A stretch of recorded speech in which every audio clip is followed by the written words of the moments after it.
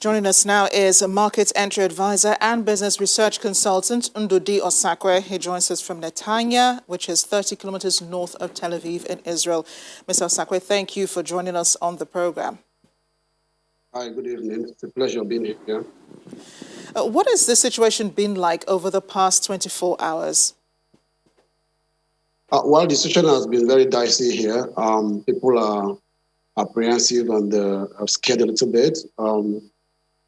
From last night, as at 9 p.m. yesterday evening, when the Hamas declared that they were going to release some rockets into the cities, it's been very hectic for so many people who are living in Israel here.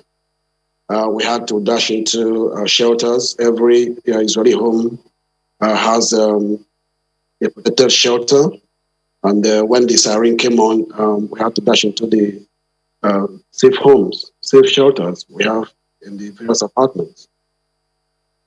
Wow, that must have been scary. So which places really have been hit by the Palestinian airstrikes?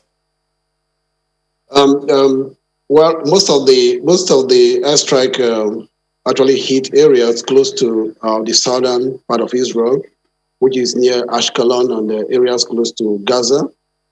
But the surprising thing about the strike compared to other strikes we've had over the years, there was the spread. The spread was quite. I mean, it was like nationwide, and then the frequency of rockets, getting to different parts of the country was amazing. It was something that surprised even the government. And how are you and your family holding up? Repeatedly hearing these airstrikes, because we hear that the Palestinian militants have sent over 500 airstrikes into Israel. Well, as at the last count, when I watched the television, when I watched the news, about 1,200 rockets have been launched into Israel, especially towards Tel Aviv area. Netanya is quite a bit far from the area of focus.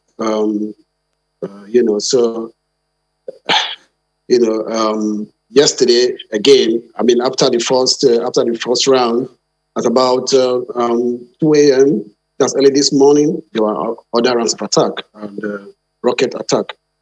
And since that time till now, although Israelis are out and about doing their businesses, but in areas close to Gaza Strip, and then in areas around Tel Aviv, Holon, Ashkelon, there's still kind of sporadic launches into those cities. Are you scared that this could go on for the rest of the week? And are you also think that this could escalate into a war? Well, I think there are concerted efforts by powers. I mean, the United Nations, the Security Council is making efforts to ensure that there's a truce between the parties. And then we have regional powers, Egypt also, and other countries, perhaps UAE, that have just signed an accord with Israel. I'm sure they are making efforts towards making sure that this crisis is brought to an end. It's a bit scary, really, but I think that efforts have been made to ensure that it doesn't escalate into a crisis that will turn to war between the two countries. Speaking of escalation, Prime Minister Netanyahu hasn't said anything to douse the tensions. He's threatened, or rather he has emphasized Israel's stand to fight any unrest within Israel as well as outside. Yeah, I mean, certain things contribute to that. I mean, the government did mention that the Palestinians, that the Hamas militant group actually crossed the red line by targeting Jerusalem. And that thing is pointing, I mean, the frequency of attacks, the frequency of rockets getting into Tel Aviv and other cities. As a matter of fact, they have the Iron Dome that actually captures some of these rocket launches.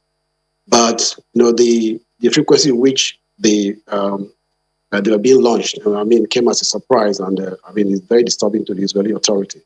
Moreover, you have cities in Israel where you have both Jewish people and the Arab people. They live side by side. They call mixed cities, like Lod, Hadera. And there's been some kind of crisis. There's been some kind of fight between the two people. And this is something that is unprecedented in this country. It's very disturbing to the leaders of the country, and I think they're trying to address that issue as well. Scary it is, and how disruptive this has been to normal daily life. Ndudi Osakwe, thank you for speaking with us, and do stay safe. It's my pleasure. Thank you very much.